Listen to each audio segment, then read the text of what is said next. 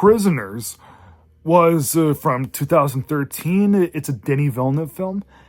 And it was one of his first big successes. A lot of things that Denis Villeneuve did beforehand were foreign language films. But in 2013, when he did Prisoners, that was the film that really made him a force to be reckoned with in Hollywood.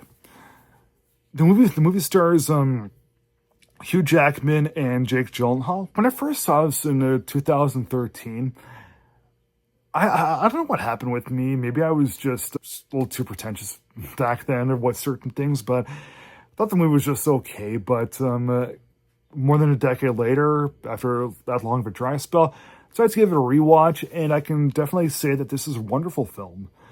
It's a very hard-hitting, and the acting in this by just about everyone is really, really good. I never really thought that Jake Gyllenhaal and Hugh Jackman ever really gave anything really Oscar-worthy before.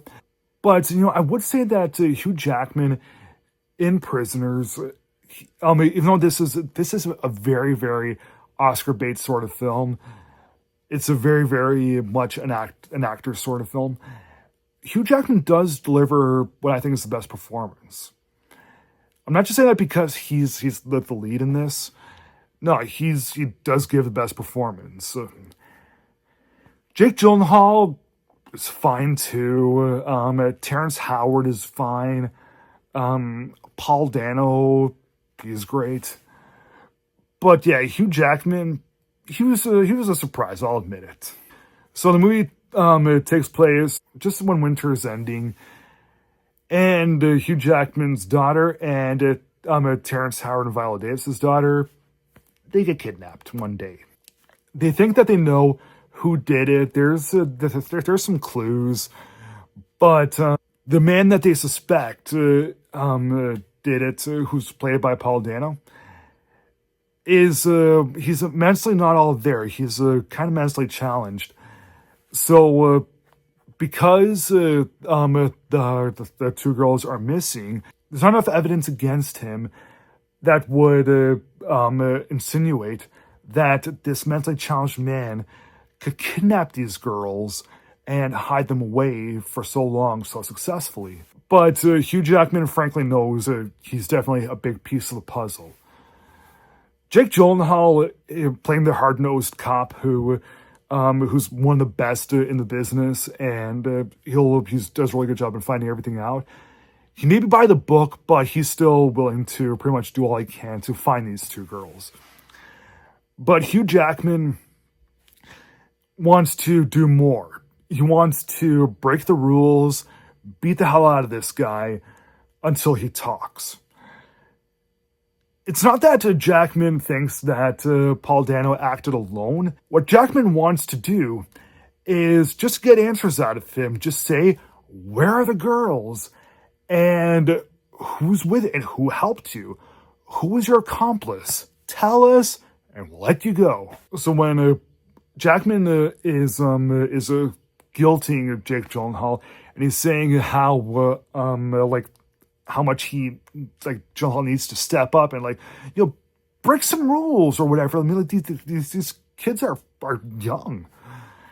Jake Gyllenhaal, he's really tempted to go forward and do some log breaking himself, but he's honestly torn between it.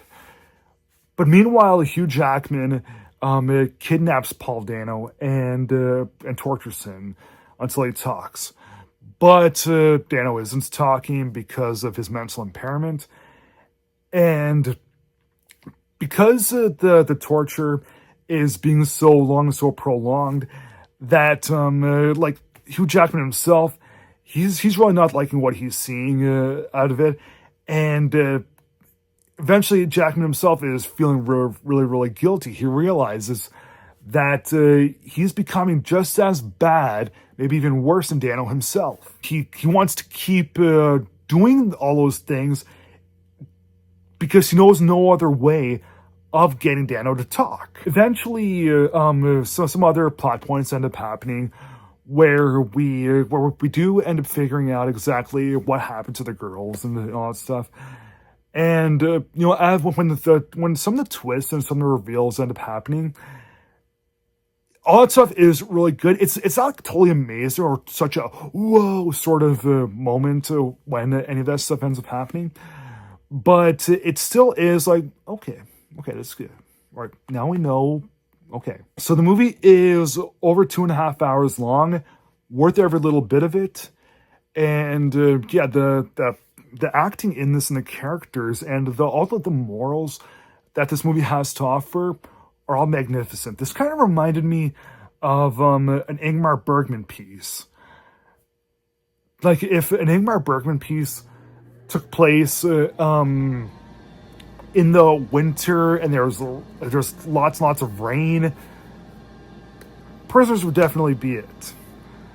I feel like giving Prisoners from 2013 3.5 stars out of 4. Thanks for watching. Please like, subscribe, comment, and I'll see you again next time.